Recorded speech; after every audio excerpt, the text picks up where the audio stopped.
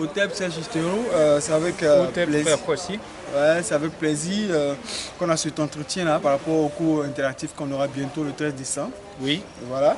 Et donc nous aimerions partager un peu, poser certaines questions, n'est-ce pas, pour pouvoir éclairer les frères sur notre entretien du cours interactif du 13.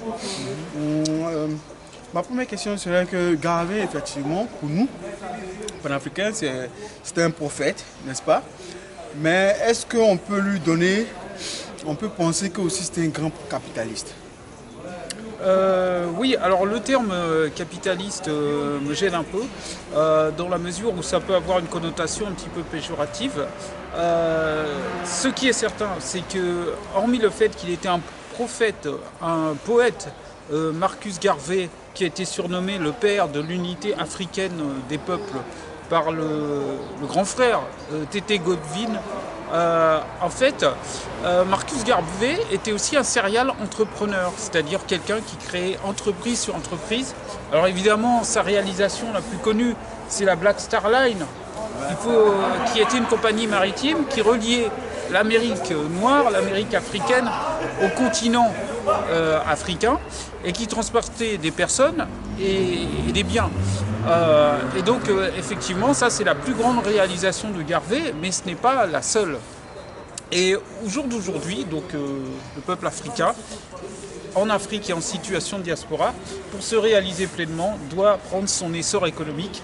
Et l'exemple de Garvey, par ses réussites et par ses difficultés, par les difficultés qu'il a rencontrées, est vraiment une ligne directrice idéale pour nous, vraiment idéale. Ok.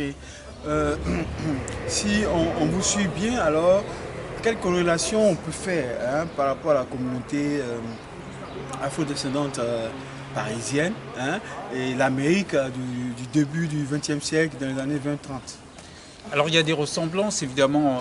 Les ressemblances, ce sont les difficultés auxquelles nous sommes confrontés, à savoir les situations de discrimination dans différents secteurs de la vie, dans tous les secteurs de la vie.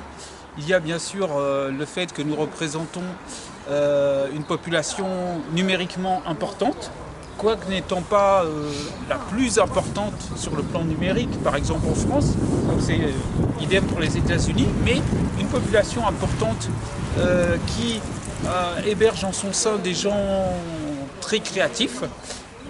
La fameuse France dont certains parlaient qui se lève tôt, c'est aussi et surtout nous. On n'est pas les seuls à se lever tôt, mais on se lève très tôt. On se couche parfois aussi très tard. En tout cas. Et le but, c'est de mutualiser tout ce savoir-faire dans un cadre entrepreneurial, en soyant vraiment... c'est notre autodétermination, c'est-à-dire choisir son destin, mais aussi s'envoler sur le plan économique. Et l'exemple de Garvey, c'est un bon exemple.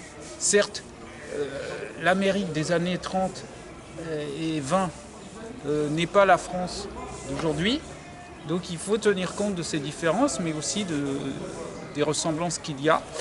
Et les défis qui se posent à nous sont pratiquement les mêmes que ceux qui se posaient aux Africains américains dans les années 30 et 40 finalement. Effectivement, effectivement, le paradigme européen n'a toujours pas changé. C'est la même donne, c'est plus ou moins ce que nous vivons, mais ce que la communauté vit, mais autrement. Voilà. C'est de tout cela que nous allons débattre nécessairement le 13. Mais Serge Histero, j'ai envie de vous demander, parlant de black business, est-ce que ce terme n'est pas assez rétrograde, ne peut pas être rétrograde pour la communauté kémite? Voilà. Oui, je vois ce que vous voulez dire.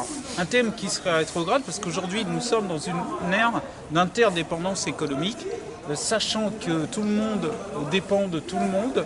Et là, c'est ce qu'on pourrait épingler comme étant une sorte de communautarisme, serait quelque chose de rétrograde. Or, ceux qui réussissent dans cette voie. Je ne parlerai pas bien sûr de communautarisme, puisque le terme est un terme péjoratif. Je parlerai de sentiments et d'organisation communautaire. C'est ce que les Chinois font, c'est ce que les Turcs font. Les Turcs le font par exemple dans le domaine de la restauration, avec pas mal de succès finalement. Et sans que ce succès soit tapageur, sans qu'il puisse gêner qui que ce soit. Donc nous devons être organisés de la même façon que les autres le sont, dans une partie beaucoup plus ancienne de notre histoire, nous fûmes très organisés. Il faut se souvenir de tout cela. Et eh bien, le statut d'entrepreneur n'est pas un statut facile, hein. Il ne faut pas croire que c'est un statut qui est très reposant, mais il est plein de défis.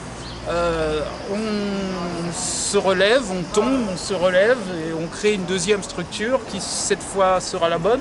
Quelquefois même c'est la première structure qu'on a créée qui est la bonne.